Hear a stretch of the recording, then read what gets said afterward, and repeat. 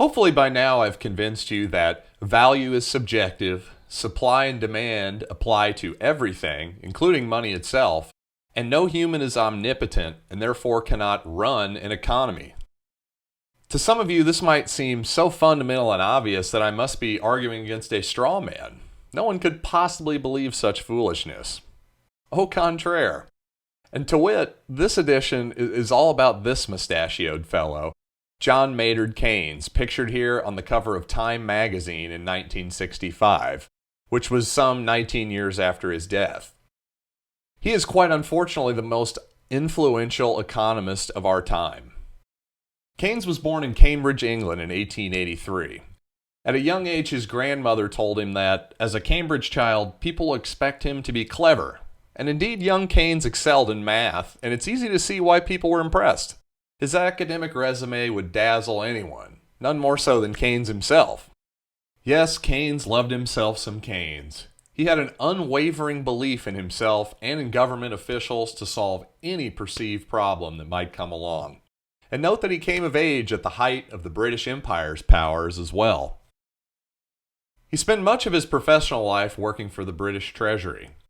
After the First World War, Keynes argued vociferously against what he felt were overly punishing compensation payments from the German government. He felt the payments were so high that it would hurt innocent German citizens and its economy, and thus the world economy. Many, like myself in all candor, think there's tremendous merit in this argument, particularly with the benefit of hindsight, to see that the Treaty of Versailles did do great damage to innocent Germans, and that result in no small way led to the rise of Adolf Hitler.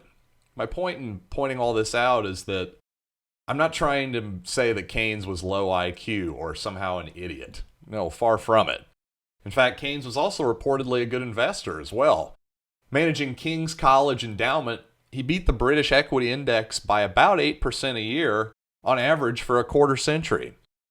But his personal wealth was also nearly wiped out after the Wall Street crash of 1929, which obviously Keynes did not see coming. Keynes would recover, though. At his death in 1946, his net worth stood just short of £500,000, equivalent to about $22 million adjusted for 2017 inflation, despite the fact that he was also a noted philanthropist. Interestingly, though, based on Keynes' own personal values, it may be a false paradigm to question Keynes' foresight regarding the Great Wall Street crash. You see, Keynes once said, and I quote, "It is the duty of a serious investor to accept the depreciation of his holding with equanimity.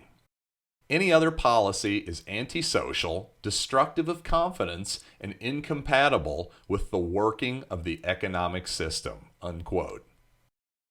Let's parse that statement a bit. Basically, Keynes said that if you sell your stocks during a panic, you're only making the panic worse. Selling is immoral, in his eyes, during certain periods of tumult. If we take his logic further, then me actually buying more stocks, doubling down on my current positions, should be even better for the economy than simply holding my current positions, right? But the problem is, who will I buy stocks from if there's no one to sell to me? See, to me, this idea exposes Keynes' entire economic paradigm and its flaws. First of all, Keynes is clearly saying that money is wealth, which, as we've already previously established, money is not equivalent to wealth. You see, wealth is goods and services. According to Keynes, domestic price stability is paramount to everything.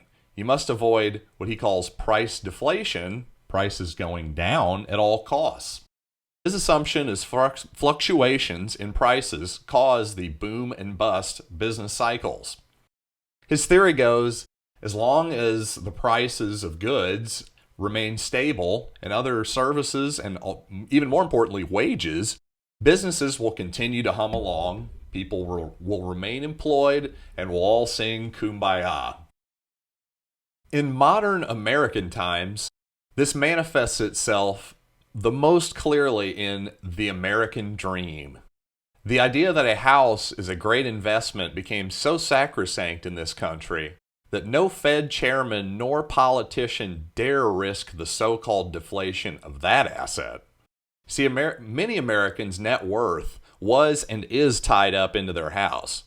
Now, don't get me wrong, if you can buy a house and then later sell it for a profit, more power to you. But the price of your house should be no more propped up by Fed policy than the Michael Jordan card, the Einstein letter to FDR, nor the Picasso. Obviously, people of lesser means can't afford to buy a house, so purposely making houses more expensive is clearly a regressive economic policy. And with that in mind, we'll stop here with Keynes and break it into a part two. So I'll see you guys on the other side.